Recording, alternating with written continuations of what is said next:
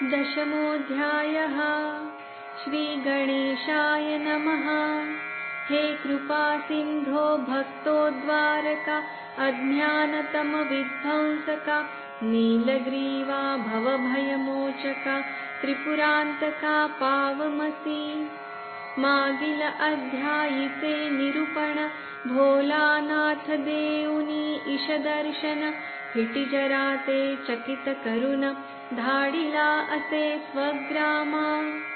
असो एक पुंजाजी नावाचा पाटील होता लोणीचा एक आम्रवृक्ष तयाचा शुष्क अति झालासे।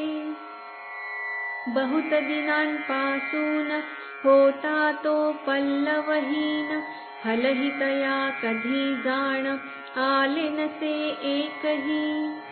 तरुचे भाग्य उदया आले म्हणून महाराज तया खाली बैसले नित्यक्रमही तेथेच चाले जे जे होते तयांचे। यासी होता काही दिन तरुस पल्लव फुटती नूतन आश्चर्य करती सर्वजण संत महिमा वर्णित। पुंजाजीस करीती भाषण की तव वृक्षासी फले तूर्ण येतील आता करी अर्पण महाराजांशी आम्रहा। त्यांच्याच पुण्य प्रतापांनी पर्ण फुटले तया झणी आता काही शंकामनी आणू नये पुंजाजी। ऐकुनी त्याचे हे भाषण तो म्हणे मी अर्पण श्री सखारामासी जाण आम्रवृक्ष केलासे। यासी होता मास 4 वृक्षासी आला फलभार हे देखून चिंतातूर पुंजाजी झाला अंतरी। म्हणे मी वृक्ष वृथा अर्पिला असे ह्या संता फळे आली ही ईश्वरी सत्ता महाराजांची नव्हे। ऐसा करुनी विचार वृक्षा समीप आला सत्वर उतरोनिया फलभार गृही आला सत्वरी। महाराज पूर्ण अंतर्ज्ञानी हे कृत्य जाणिले तयांनी चमत्कार जो दाविला तत्क्षणी तो श्रोती परिसावा। पुंजाजीचा कुमर व्याधिग्रस्त झाला सत्वर तळमळू लागे अपार दुःखन सहन करवे त्या। तया बालका देखून माता करी तसे रुदन पतिसवदे गहिवरून क्षोभ झाला संताचा। मम बालक प्रातःकाळी क्रीडतसे आळो आळी कैसी आता मुख कमळी निस्तेजता पातली। ऐसा शोक अपार करुनिती सत्वर पतिस सांगे केई फले सादर महाराजांसी समर्पा। ऐसे शब्द पडता करणी पुंजाजी दस कलामणी म्हणे ही असे सत्य करणी श्री सखाराम संताची। तत्काळ बालका घेऊन महाराजा सन्निध बैसे येऊन म्हणे द्यावे प्राणदान मम बाळासी दयाळा। मी अपराधी असे पूर्ण दुर्मती दुराचारी मलिन आम्रफले आणिली तोडून कुत्सित भावा धरुनी। हे दयाळा जगदोद्धारका पतित पावना भक्त रक्षका आणखी एका आम्रवृक्षका अर्पिन बाळा गुण देई। निस्सीम भावा देखून महाराज विभूती घेऊन देते झाले तया जाण म्हणती लावी बालका। तैसेच केले पुंजाजिनी मग संत पदांसी वंदुनी जाता जाला स्वसदनी तत्काळ बालका गुण पडे। पूर्ववत ते झाले धणी, बाळ देखिले पुंजाजिनी. महाराजा आम्र अर्पुनी, आशीर्वाद घेतला.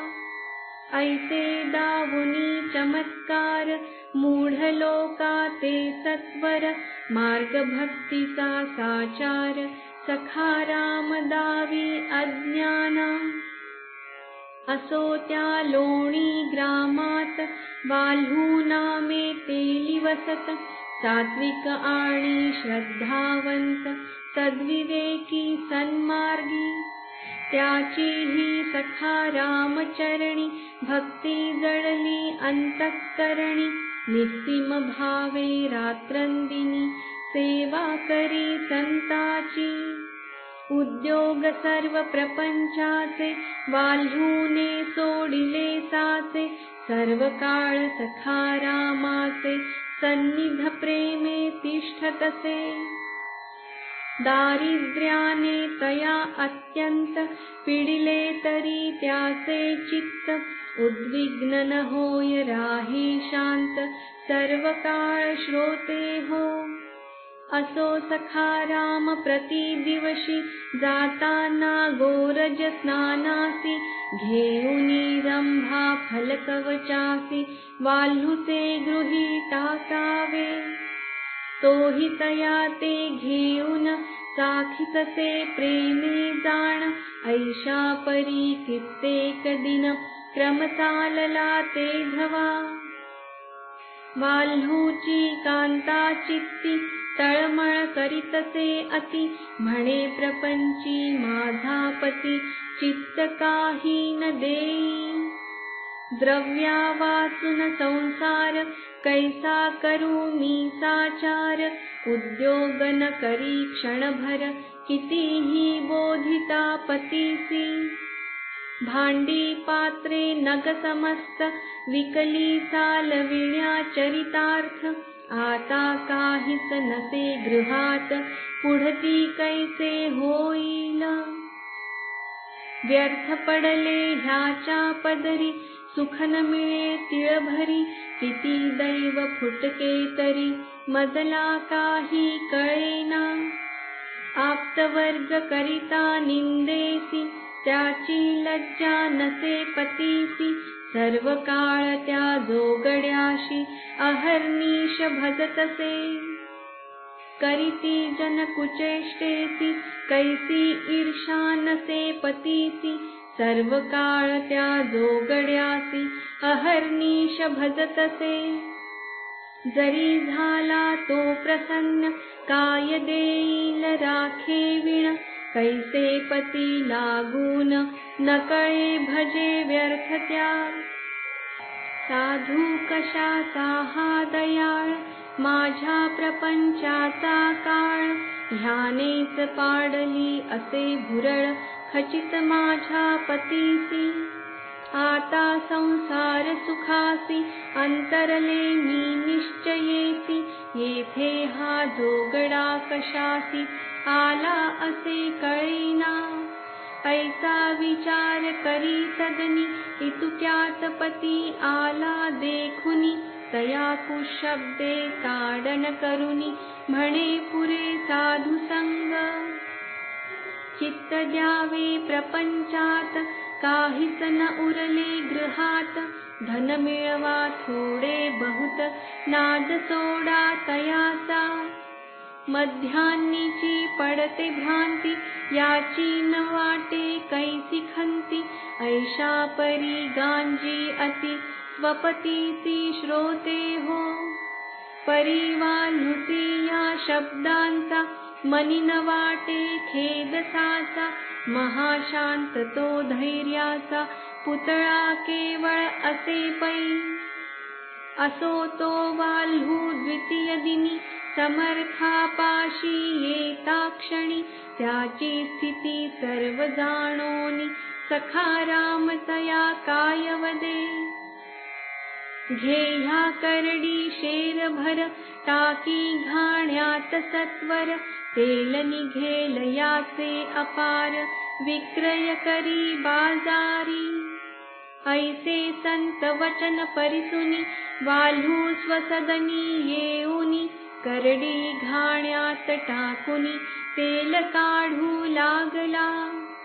पत्नी म्हणे हे अवलोकुन एक शेर करडी टाकिल्या आणून घाणा कैसा चालेल जाण. कैसे केले न कळेची आता मात्र तुम्हासी वेड लागले निश्चयेसी. वाल्हू नायके स्त्रीवचनासी घाणा चालवी सद्भावे. असो एक शेर करडीचे तेल निघाले अपारसाचे. अद्भुत कृत्य संताचे कोणासी ते न वर्णवे. मग तो हर्षयुक्त होऊन जायेसी करी भाषण की तू माझ्या गुरु लागून निंदित होतीस की. पाही माझ्या सद्गुरुनाथ दीनदयाळू महासमर्थ. आता तरी तया प्रत सहसा निंदू नको तू. भक्त काम कल्पद्रुम तो हा माझा सखा राम. पूर्ण होईल तुझा काम शरण जाई आता तरी. ऐसी देखुनी चमत्कृती कांतेची ही जडली प्रीती. करी अनन्य भावे भक्ती निरभिमान होऊन. असो इकडे बाजारी वाल्हू तेल विक्रय करी. द्रव्य त्यासी लाभले भारी महाराज प्रसादे. तेव्हापासून वाल्हूचे दारिद्र्य विलया गेले साचे. थोर महात्म्य संताचे देवाहुनी श्रेष्ठ जे. असो एक लोणी ग्रामात पाटील राघोजी वसत. उदार धीर आणि शांत महाराज सेवेसी तत्पर. त्याने विवेक मानसी केला की जावे लोणारासी. सोमवतीच्या पर्वणीसी स्नान तेथे करावे. ऐसा विचार करून महाराजाज्ञा घ्यावी म्हणून बापुदेवा सवे घेऊन संत दर्शना पातला. त्यावेळी त्या ग्रामात कोणी योजिता कृत्य मनात. आरंभावे आज्ञा त्वरित घेऊनी तया संताची. कृत्य करिता आज्ञेविण तेन सिद्धीस जात जाण. म्हणून राघोजी येऊन श्री सखारामा विचारी की आम्ही लोणार ग्राम जावया योजिले गुणधाम. सोमवती पर्वणीचा महिमा बहुत असे म्हणूनी. आम्हा घडेल तीर्थस्नान सर्व पातके होतील दहन. म्हणून आता आज्ञा पूर्ण द्यावी आम्हा दयाळा. सकल तीर्थाचे जे तीर्थ श्री सखा राम समर्थ. तया सोडुनी स्नानार्थ कशास लोणारी जाती पै. गंगा भागीरथी आदी करून ज्या सद्गुरूचे इच्छित दर्शन. तया सोडुनी दोघे जण स्नानार्थ जाती लोणारी. ईश्वर असुनी अंतरी मूढजन हिंडती गिरिकंदरी. परिस जवळचा टाकुनी दुरी जैसे सुवर्णा शोधावे. ऐशा परी केले दोघांनी सद्गुरु आज्ञे ते घेऊनी. गेले लोणार क्षेत्राला गुनी सोमवती पर्वणी साधाया. स्नान करूनी बाहेर येता क्षणीच समोर. श्री सखाराम मूर्ती साचार तया दोघा दिसतसे. बापू आणि राघोजींनी संतपदा ते वंदुनी. लोणी ग्रामात वरे येऊनी जनांप्रती वदताती. की श्री सखा राम महासंत आता असे लोणार ग्रामात तेथील वदती जन समस्त तुमचे अनृत भाषण आम्ही येथे प्रतिदिनी देखिले सखा राम मुनी पहा आता तुम्ही धणी महाराज असती आश्रमी जव देखिती सखा राम समर्थ तव मनी होती अति विस्मित म्हणती ऐसे कैसे विपरीत सद्गुरुनाथे केलेसे चकित होऊनी नमत सद्गुरु महिमा वर्णितात म्हणती येथे मूर्तिमंत सांबवसे न कळे की असो वरील बापू जोशी वाकद ग्रामीचा निश्चयेसी एके दिनी येत लोणीसी श्री सखा राम दर्शना महाराजाश्रमी येऊन वंदिले सद्गुरु चरण समर्थांनी तया देखून गोधूम चूर्ण दिधले देऊनिया प्रसादाते महाराज म्हणती बापुते जावे आता स्वग्रामाते प्रेम भरे शांत चित्ते सद्गुरु आज्ञा घेऊन बापुदेव निघाला जाण गृही येता अवलोकून पत्नी करी प्रसादा पतीस म्हणे आनंदयुक्त की महाराजांनी शर्करे प्रत दिधले आपणासी बहुत भाग्योदय झाला वाटते बापूदेव चकित मनी होऊनी म्हणे समर्थांनी